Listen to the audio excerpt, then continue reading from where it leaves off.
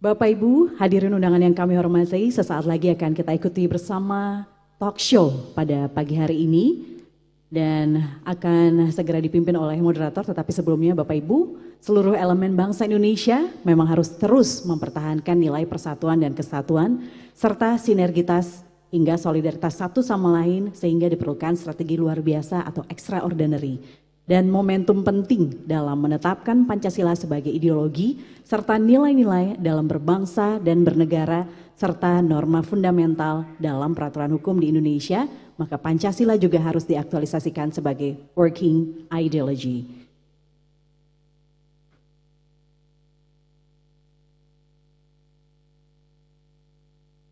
Bapak Ibu, para tamu undangan, dapat kami sampaikan juga bahwa dialog kebangsaan dengan tema Pancasila sebagai ideologi pemersatu bangsa merupakan bentuk kerjasama Badan Pembinaan Ideologi Pancasila dengan Universitas Dr. Sutomo Surabaya, di mana Gerakan Peradaban Indonesia juga hadir, dan tentunya siang hari ini akan memberikan banyak informasi.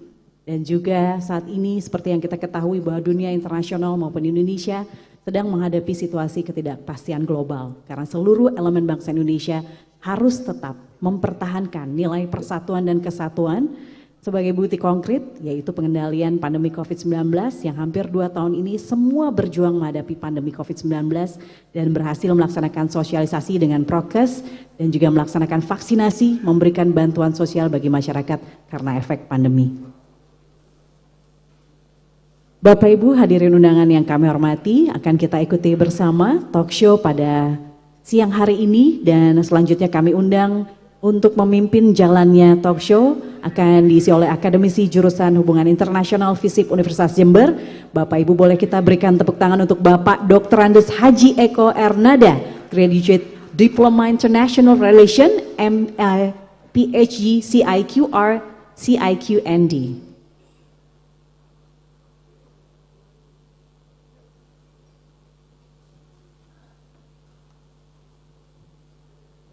Assalamualaikum warahmatullahi wabarakatuh. Berbahagia sekali pada siang ini kami diberi kesempatan untuk memimpin jalannya dialog.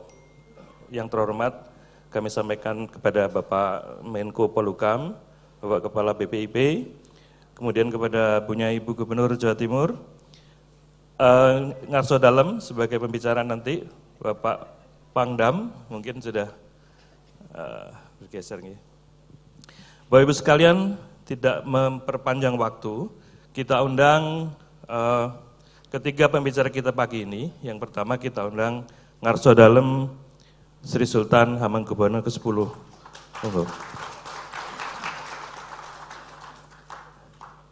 Yang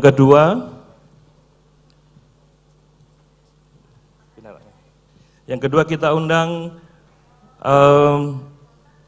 Celurit Emas dari Madura, Kiai Haji Zawawi Imron.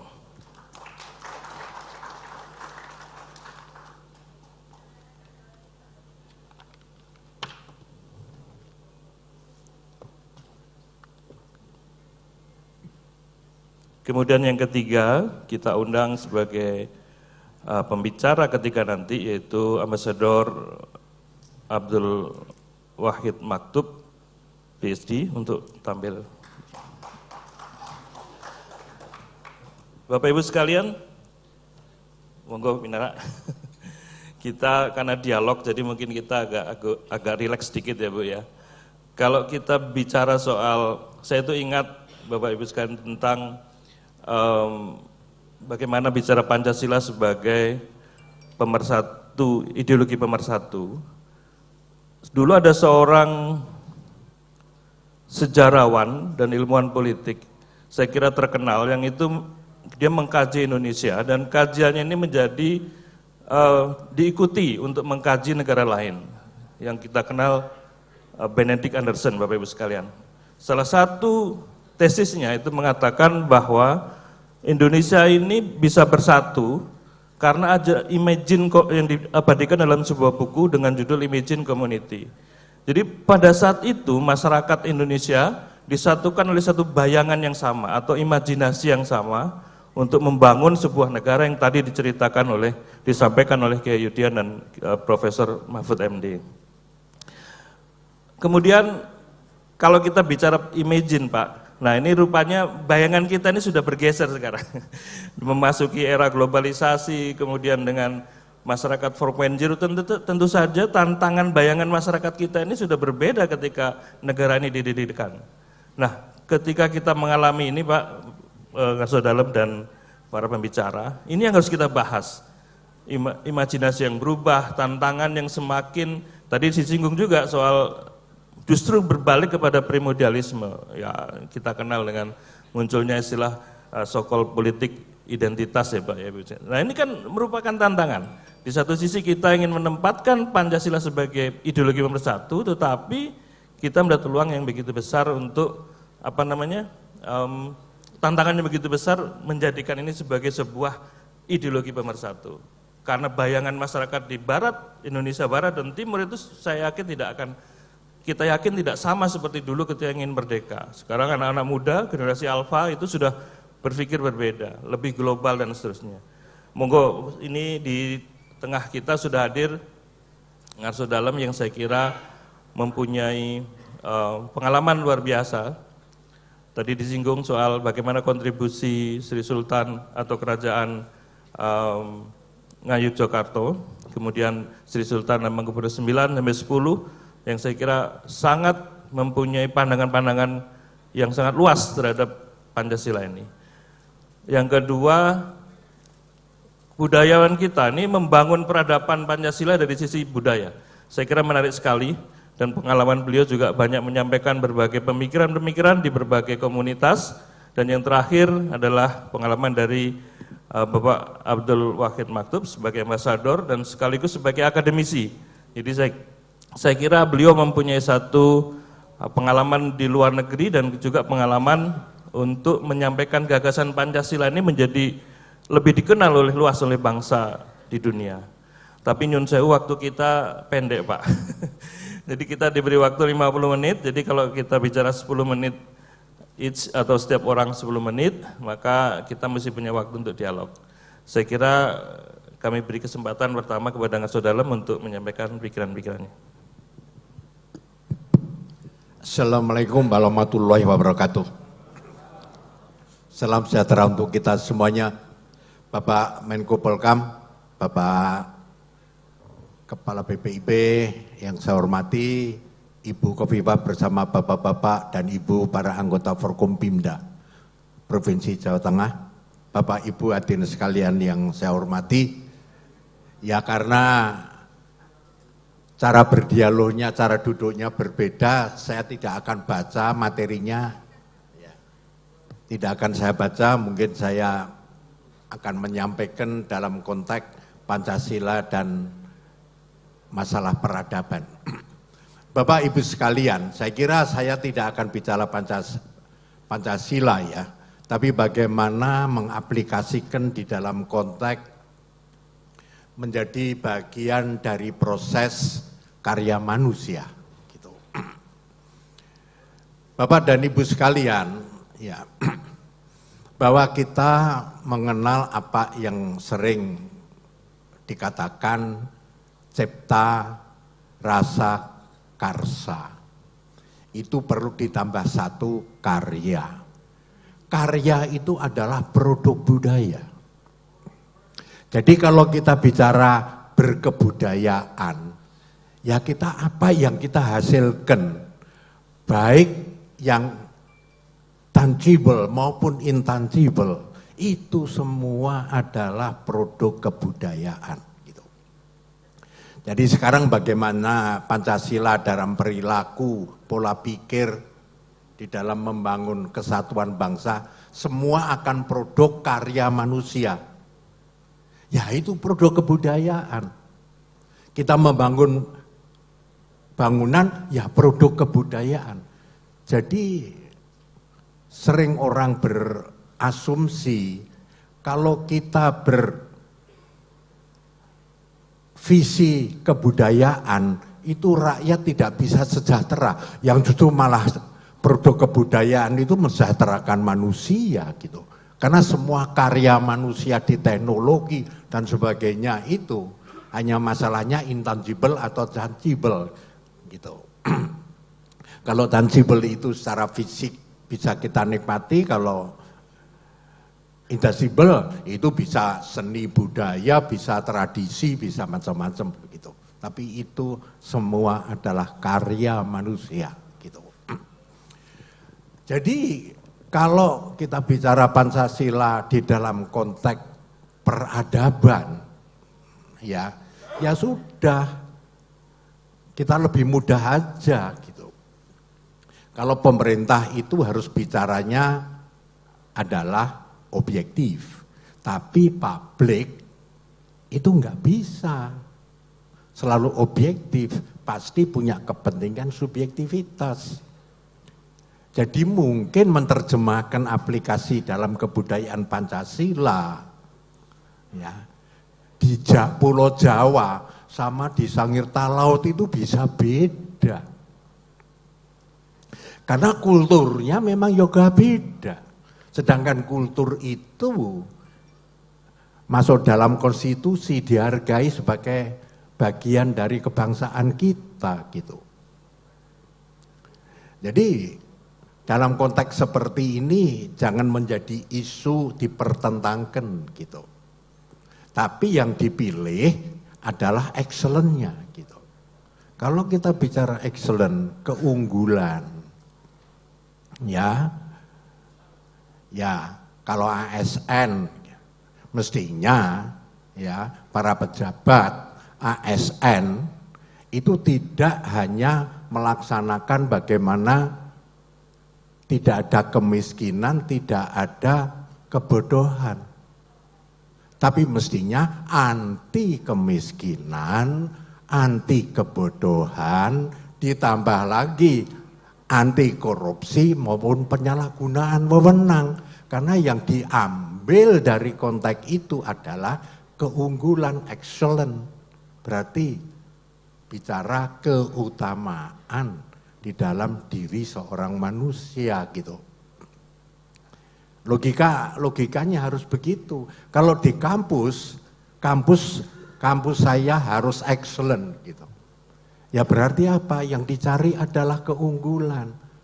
Kalau kita bicara modernisasi, berarti kita akan bicara bagaimana manusia unggul itu ya disiplin, kan gitu ya.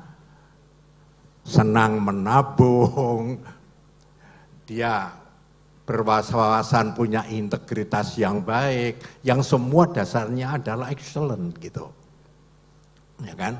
Tapi bagaimana di dalam konteks seperti ini tetap dihargai bahwa kita yang berbeda itu adalah satu bangsa, kan gitu.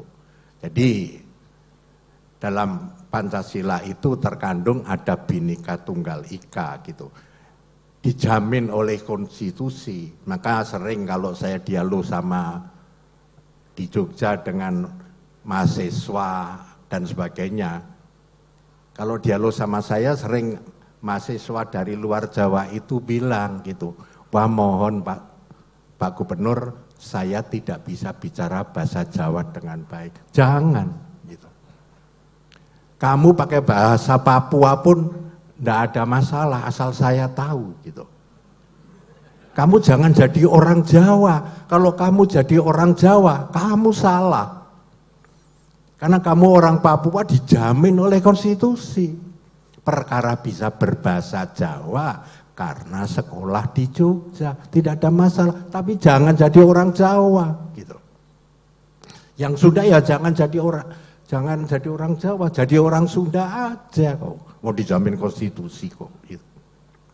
Hanya sering persoalannya, kita ini bicara, kalau ada masalah, kita ini sesama anak bangsa, kan kita harus menghargai, karena kemajemukan itu sudah luluh dalam pengertian Kebhinneka Tunggal Ikaan.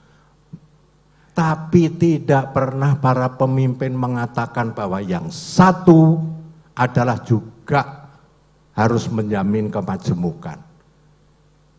Disuruh majemuk menjadi satu, tapi satu tidak mau menghargai yang majemuk. Jadi semua pengertiannya orang Jawa yang dominan. Enggak boleh. Yang Muslim dominan, enggak boleh.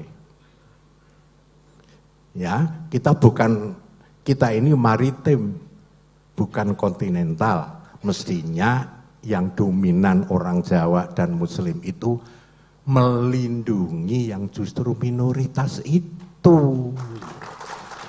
Gitu loh. Bukan sebaliknya dipersulit yang minoritas gitu. Jangan, itu sebetulnya tidak Pancasilais kan gitu. Nah, karena kita harus memberikan pemahaman, yang satu juga harus menghargai kemajemukan itu. Jangan selalu mengatakan yang majemuk itu harus bersatu, tapi yang satu ini tidak pernah mengatakan bahwa kamu saya lindungi, gitu. Ini pola-pola pikir yang selalu mempertentangkan gitu. Jadi sudah 70 tahun lebih kita merdeka, tapi kita masih menoleh ke belakang, bukan berhadapan ke muka bahwa persoalan kebangsaan, persoalan ideologi itu mestinya sudah selesai gitu. Sehingga kita bisa menghadapi tantangan zaman gitu. Tapi kita terlalu menoleh ke belakang gitu. Saya berharap generasi 25 nanti siapapun yang jadi presiden natap ke muka.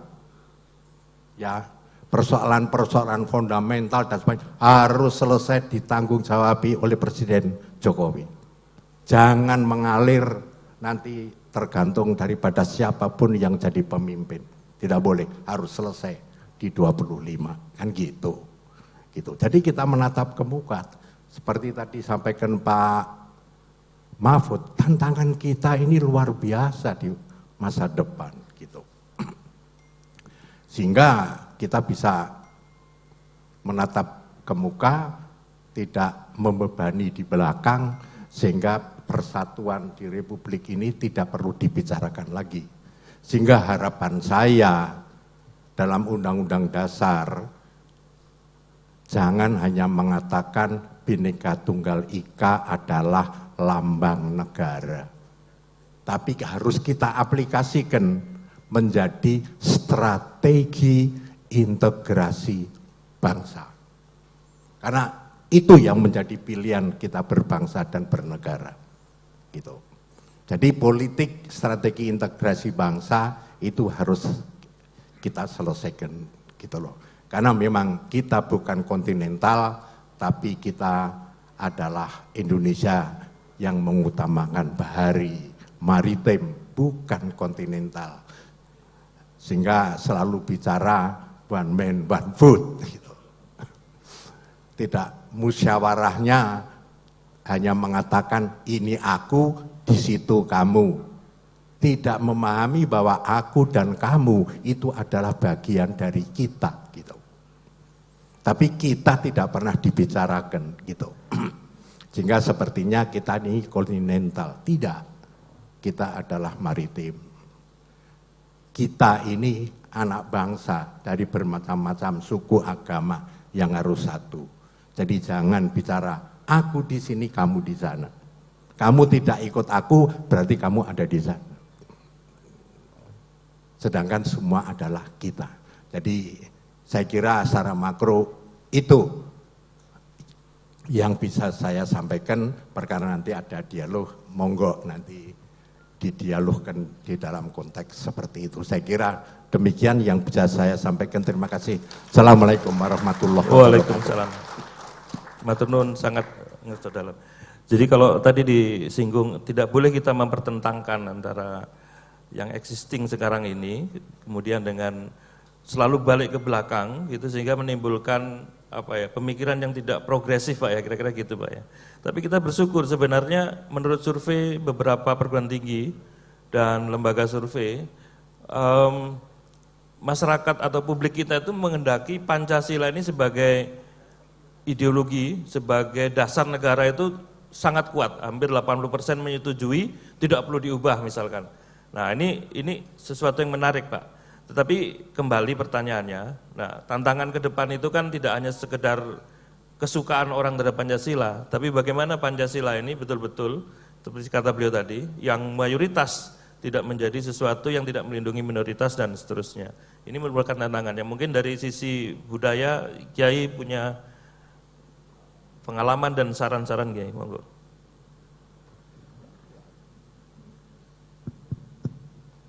Assalamualaikum warahmatullahi wabarakatuh.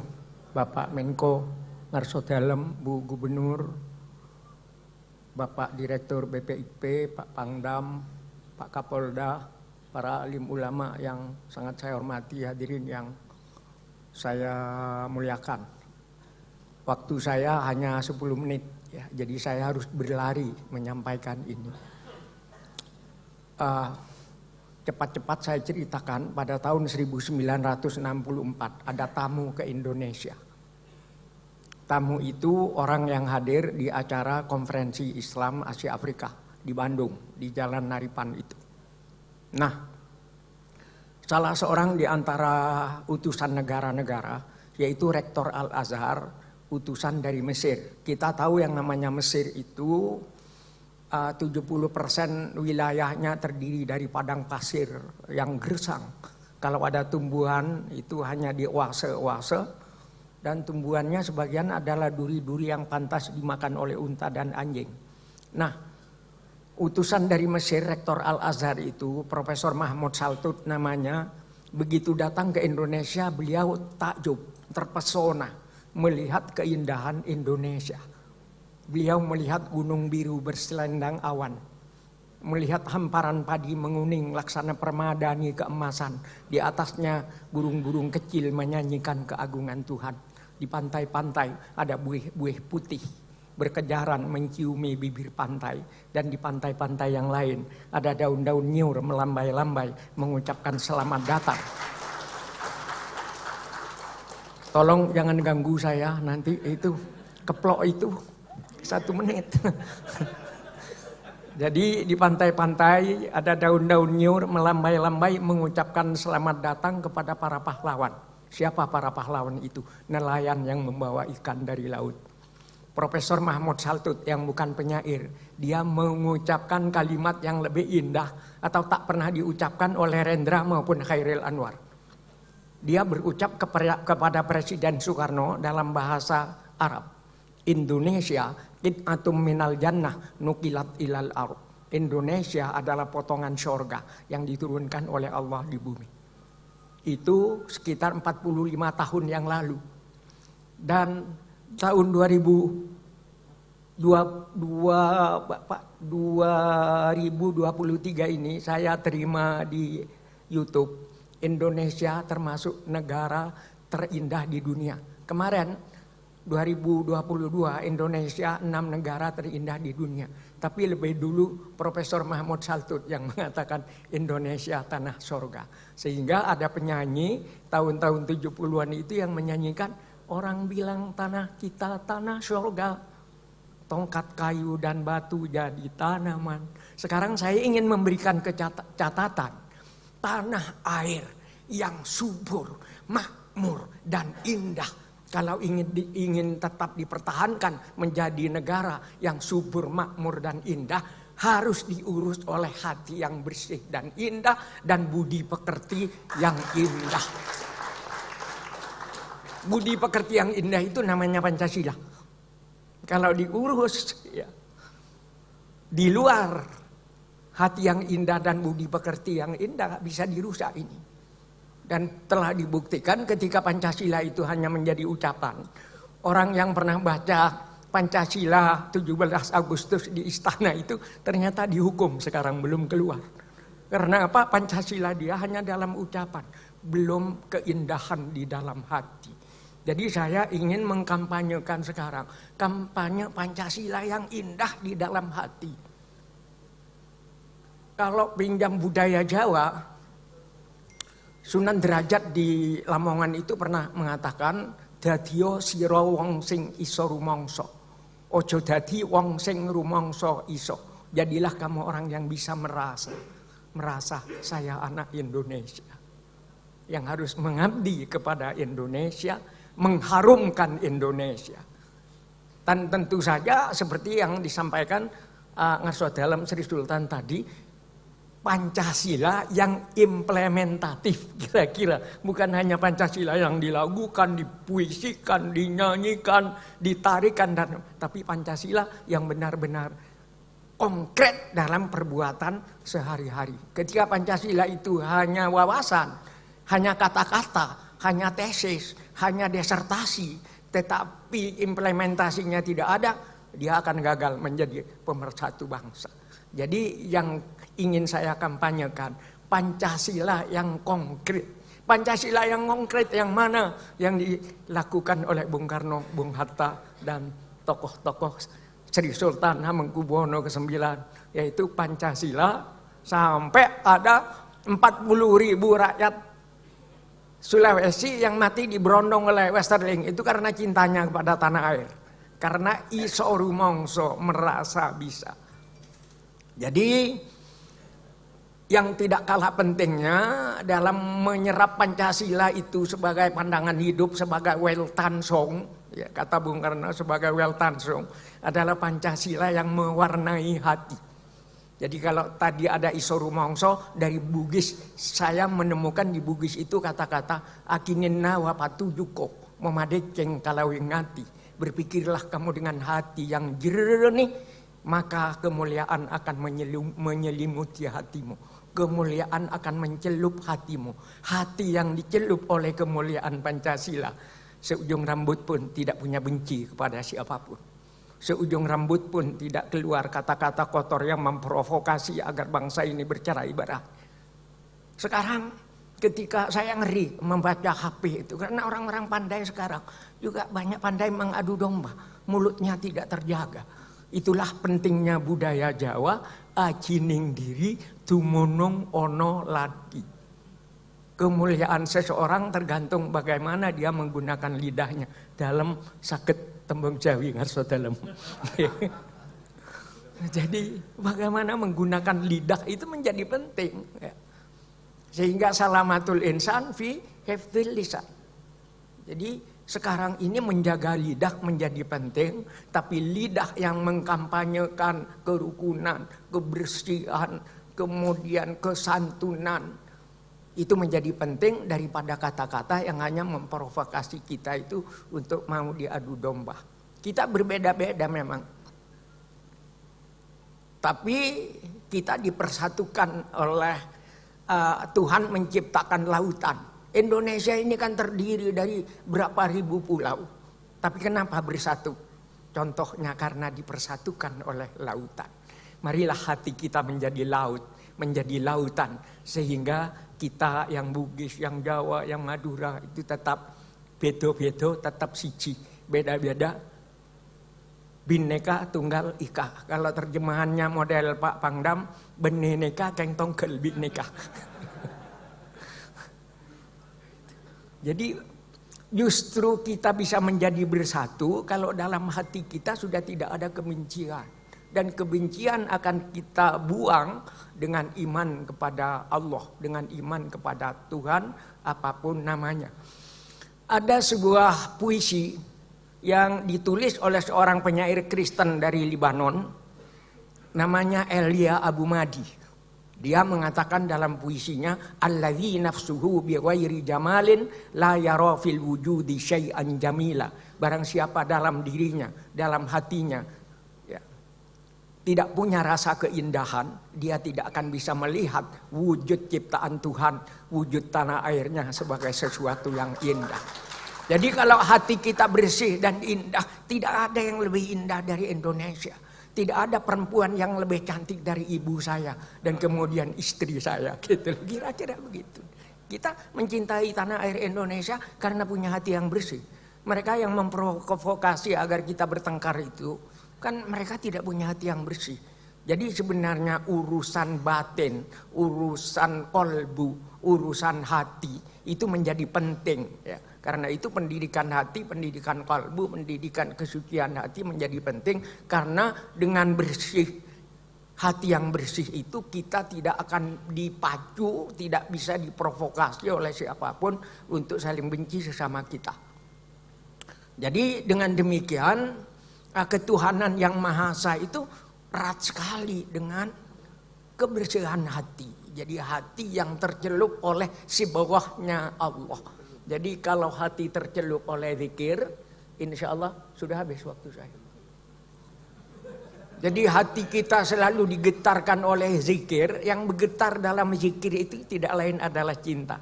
Cinta, cinta, cinta. Cinta kepada siapapun. Bahkan dengan sebutir kerikil yang ada di jalanan di Indonesia ini adalah milik kita. Milik Indonesia, dan karena itu aku mencintainya. Bahkan kita mungkin bisa bersumpah, Indonesia aku mencintaimu. Kalau kembali kepada filosofinya Sunan Derajat, dadiya sira wong sing isa rumangsa, kenapa kita cinta kepada Indonesia? Kita semua minum air Indonesia menjadi darah kita. Sekali lagi, kita semua minum air Indonesia menjadi darah kita. Kita makan beras dan buah-buahan Indonesia menjadi daging kita. Kita menghirup udara Indonesia menjadi nafas kita. Kita bersujud di atas bumi Indonesia, berarti bumi Indonesia adalah sajadah kita. Dan bila tiba saatnya kita mati, kita semua akan tidur dalam pelukan bumi Indonesia. Daging kita yang hancur membusuk akan bersatu kembali dengan harumnya bumi Indonesia. Maka menjadi tidak ada alasan untuk tidak cinta kepada bangsa dan tanah air. Hubbul watan minal iman. Cinta kepada tanah air adalah sebahagian dari iman. Tanah air Indonesia adalah ibunda kita. Siapa mencintainya, jangan mencipratinya dengan darah, jangan mengisinya dengan permusuhan, jangan mengisinya dengan maksiat dan dosa, jangan mengisinya dengan adu domba. Tanah air Indonesia adalah sajadah kita.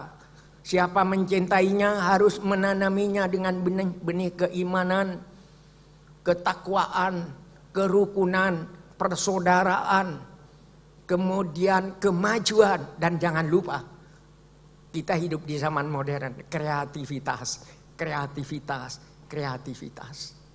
Jadi dengan demikian saya kadang-kadang malu ya dengan para petani di kampung saya yang tiap panen itu mengirimkan beras ke kota.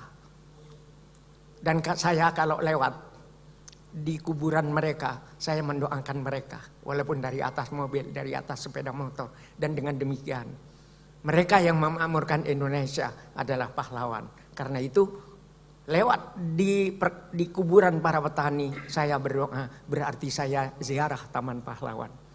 Jadi ketika kita lewat di perkampungan nelayan, di situ ada kuburan para nelayan, saya berdoa dan baca Fatihah di situ.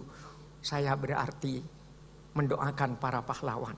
Jadi para pahlawan ke depan dalam nilai-nilai luhur Pancasila, semua yang berbuat baik untuk Indonesia, dia adalah pahlawan kita.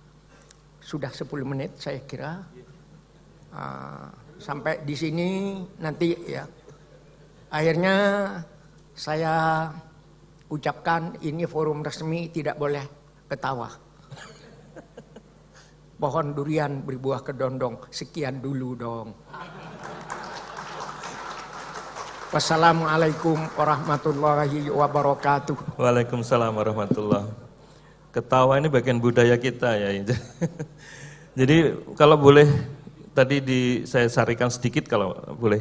Jadi seperti yang disampaikan oleh Prof. Masud tadi, bahwa sebenarnya mempertahankan Pancasila itu harus dari kristalisasi budaya yang kita punya ya. Jadi kita harus sungguh-sungguh dari nilai lokal dan budaya lokal itu yang mempertahankan Pancasila nanti sebagai ideologi pemersatu.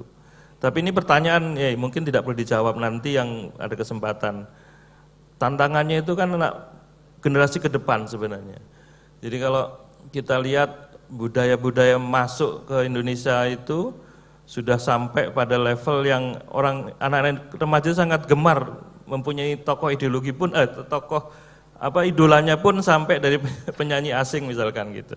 Terutama sekarang lagi K-pop lagi populernya. Nah ini mungkin menjadi tantangan sebenarnya untuk generasi depan. Bagaimana sebenarnya anak-anak ini juga akan tetap berpancasila ke depannya. Nah yang ketiga sekarang kesempatan kepada Ambasador Wahid Maktub sebagai seorang birokrat dan akademisi, saya kira mempunyai pengalaman yang luas. Terutama kalau kita lihat sekarang dari sisi kita mencoba untuk melihat gerakan transideologi yang masuk ke Indonesia. Nah ini kan berat sekali. Kita pernah ada diskusi bahwa secara geopolitik ini memang beberapa simpul ideologi itu sudah masuk ke negara kita, terutama berbasis agama ya. Jadi kalau kita boleh katakan HTI misalkan, nah ini kan suatu dalam tanda petik sebuah ancaman bagi ideologi kita. Bagaimana mungkin nanti bisa menjelaskan dalam dialog nanti? Silakan. Assalamualaikum warahmatullahi wabarakatuh. Bapak Ibu Gubernur, Pak Mahfud, juga Pak Yudian, dan juga semuanya. Saya kita tahu semua bahwa Pancasila bisa dibahas ya, bisa dieksplorasi dari berbagai perspektif. Tapi saya mencoba memulai dari pidato Pak Mahfud ya. Jadi soal sekarang ini dalam situasi krisis ya, dan inilah satu momentum untuk menguji kesaktian Pancasila. Apakah mampu Pancasila itu memberikan satu solusi? Itu kan persoalannya. Ya kita tahu ya, saya menulis ya paparan, cuman karena memang nanti panitia ya. Ya, saya mencoba memahami ada masalah yang besar dari Pancasila, termasuk juga Islam, yaitu persoalan adalah misinterpretation, ya, misunderstanding dan misrepresentation.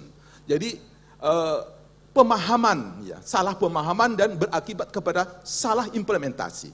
Jadi misinterpretation yang berujung kepada misimplementation. Nah ini waktunya kita untuk meningkatkan kualitas pemahaman. Ya. Sama seperti Islam. Islam itu banyak yang disalahpahami, disalahgunakan, dan dipresentasikan. Seperti ISIS, dia mengklaim bahwa saya ini adalah Islam. Apakah ini betul? Nah ini pentingnya untuk betul-betul kita secara bersama-sama mensosialisasikan tentang ya mutu pemahaman kita ya. Karena memang apa yang disampaikan oleh Pak Mahfud ya, kita ini memang masuk dalam satu era disruption yang cirinya itu adalah VUCA. Pertama, volatile, cepat berubah. Jadi 1 minggu, 1 bulan cepat berubah. Jadi memerlukan suatu adaptasi yang cepat ya. Jadi volatile. Yang kedua, uncertainty, penuh ketidakpastian ya. Kita tidak tahu apa yang akan terjadi ya minggu depan, bulan depan itu. Dan juga kompleksitas, banyak kompleksiti. Jadi sekarang tidak sederhana lagi, banyak sekali faktor-faktor variabel yang muncul yang tidak bisa teridentifikasi. Sehingga kita terjadi miscommunication, bahkan Amerika sering melakukan satu yang disebut dengan miscalculation policy, sebuah kebijakan yang salah hitung. Kita merespon itu salah, karena apa? Karena kompleksitas, kita terlalu menyederhanakan. Nah ini Pancasila sebagai satu ijtihad, penemuan para ulama yang mengkombinasikan antara kekuatan zikir dan fikir, ini ternyata memiliki satu long term effect and impact. Nah ini bukan main-main, jadi betul-betul memang Pancasila ini sebagai suatu inovasi yang luar biasa, itu karena memang ada unsur dimensi-dimensi yang transendental. Nah sama dengan di mana letak kesaktian Pancasila di situ. Betul juga kalau kita bicara di mana letak kehebatan Islam, karena Pancasila itu membawa 2 dimensi besar, a great vision, visi besar, yaitu kalau dalam agama disebut risalah al-azimah, yaitu a great vision, karena ada 2 yang ada di Pancasila yang menjadi dasar, yaitu risalatillah wa risalatinnas, yaitu apa? Visi ketuhanan dan visi kemanusiaan. Ini yang beyond limit, menembus batas. Makanya dalam pertarungan ideologi besar yang diramalkan oleh para pemikir bahwa nanti di dunia ini akan terjadi pertarungan berbagai peradaban, berbagai kebudayaan, berbagai agama, maka Islam diramalkan menjadi pemenang in the future. Kenapa? Karena Islam ini memiliki dimensi universalitas, yaitu global and local. Nah, ternyata Pancasila itu sama.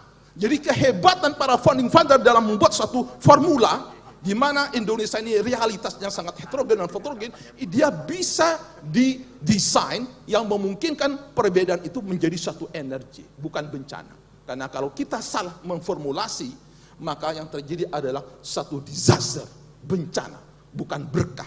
Nah, inilah kemampuan founding father membuat satu ideologi sebagai satu inovasi untuk bagaimana menjadi titik temu perbedaan, tapi juga menjadi titik tumpu sebagai acuan, tapi juga menjadi titik tujuan, referensi ke depan, vision. Jadi supaya orang itu dibantu oleh ideologi itu. Nah, persoalannya sekarang sejauh mana anak bangsa, juga birokrasi memahami esensi dan substansi Pancasila itu. Nah, ini persoalannya. Karena pada saat terjadi su'il faham, kata ulama, maka akan berdampak yu'athir ala su'it tadbiq, yaitu akan berpengaruh kepada pengamalannya. Jadi kalau kita selama ini banyak orang yang tidak berpancasila, ya wajar, karena memang Pancasila itu hebat. Sehingga orang itu untuk hebat harus bisa menjangkau ilmu Pancasila.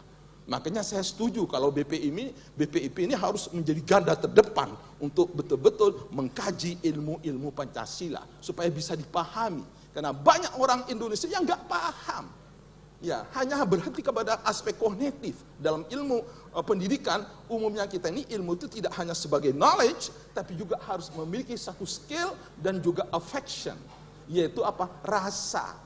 Dan rasa itu akan memberikan satu energi gerakan. Nah, persoalan utama adalah misunderstanding, yaitu pemahaman yang keliru. Nah, inilah barangkali saya yakin apa solusi daripada Pancasila sebagai ideologi pemersatu, karena dia punya potensi, maka juga jawabannya yaitu Fuka juga harus menjadi vision, yang kedua harus ada pemahaman, dan yang ketiga adalah clarity, harus ada kejelasan.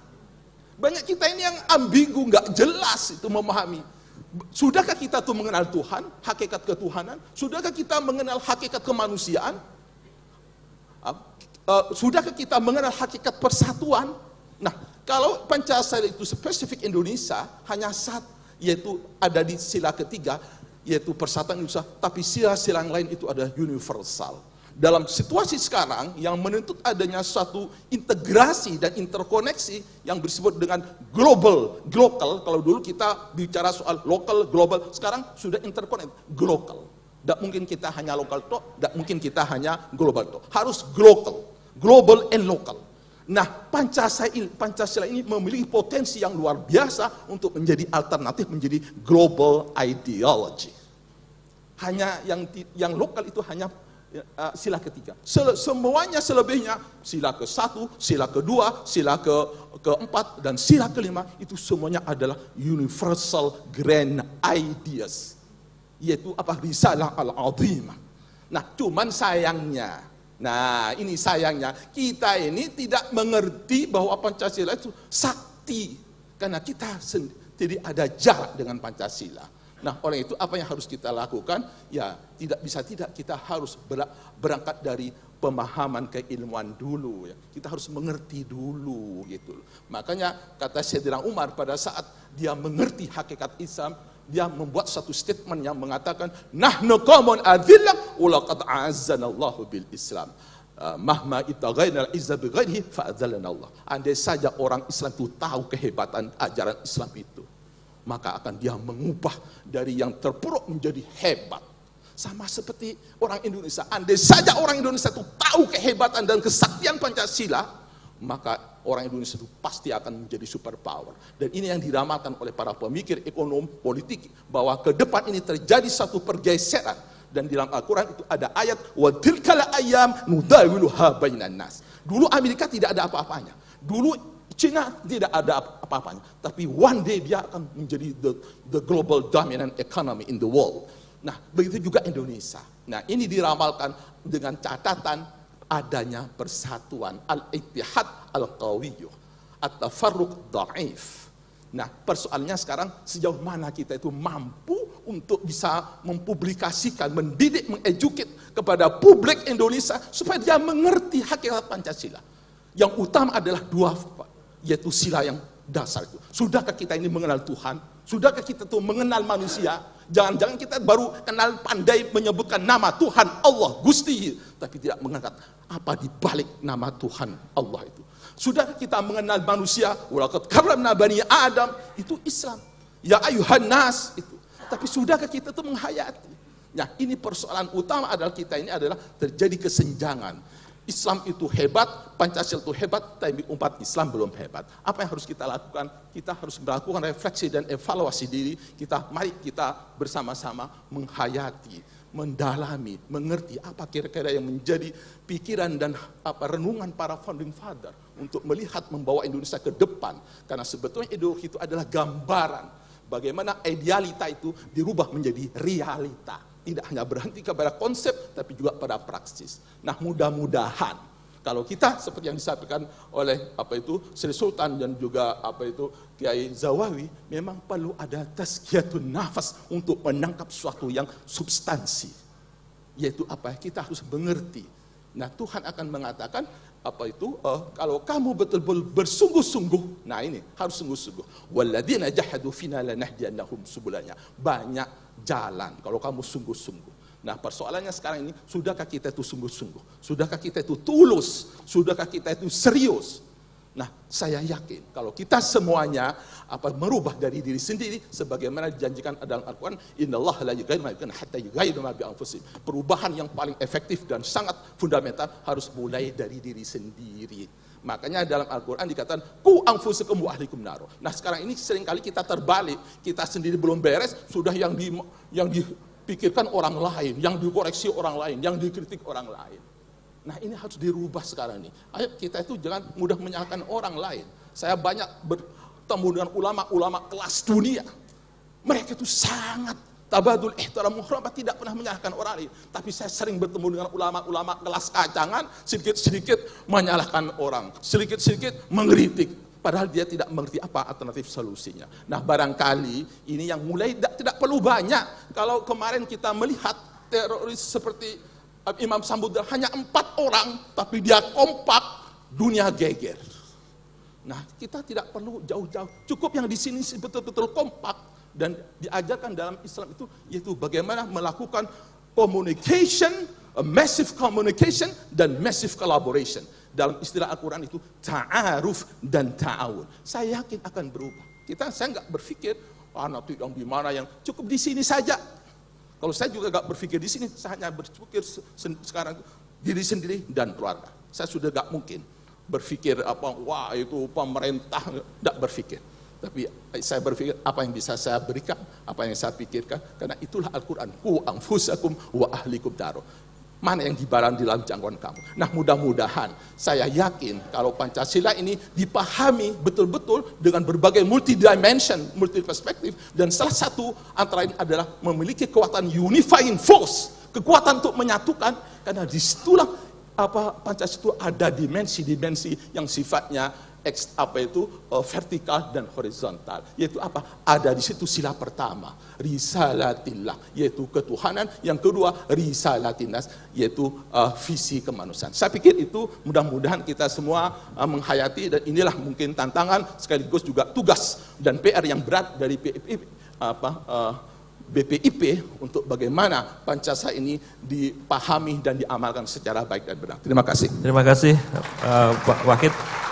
Jadi secara narasi konteksnya atau naskah Pancasila itu tidak ada masalah ya Pak Yaya.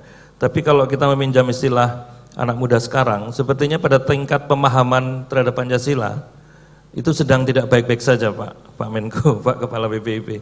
Jadi kita ini sedang, terutama pada masyarakat sebagian besar, mengalami distorsi pemahaman, kira-kira gitu ya yang kita alami. Mungkin ada yang kita buka dialog, waduh banyak sekali. Kalau gitu kita mau ada 3 sektor ini. Satu, saya pilih satu Pak ya, yang mana ini?